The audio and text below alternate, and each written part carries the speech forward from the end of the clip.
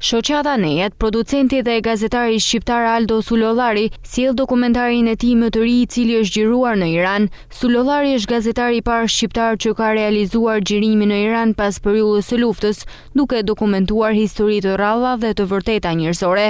Filmi trajton dhimbjet e emigracionit, përballjen me humbjen dhe ndikimin e terrorizmit në jetën e njerëzve të thjeshtë. Është kënaqësi e madhe që sot jemi mbledhur për premierën e këtij dokumentari të veçantë. Ky film na sjell më afër historive reale të njerëzve që kanë kërkuar lirinë e tyre, një mbrëmje që i kushtohet shpresës, guximit dhe humanizmit. Aldo e ka krijuar këtë dokumentar me shumë dashuri dhe përkushtim.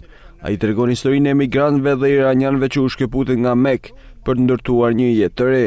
Ky projekt është një zë për ata që për shumë vite nuk mundën të flasin.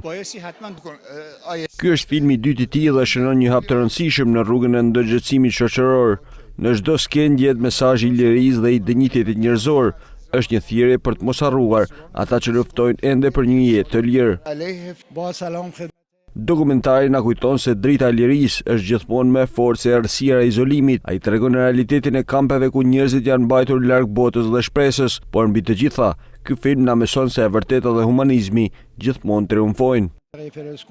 Ndërkohë të pranishmit ndan emocionet e tyre për dokumentarin në Iran që sjell vuajtjet e shumë personave atje. Sot jemi mbledhur për të drejtat e këtyre djemve iranian dhe po ashtu për të përcjell zërin e nonave që ndodhen në Iran, që kanë vite pa fëmijët e tyre.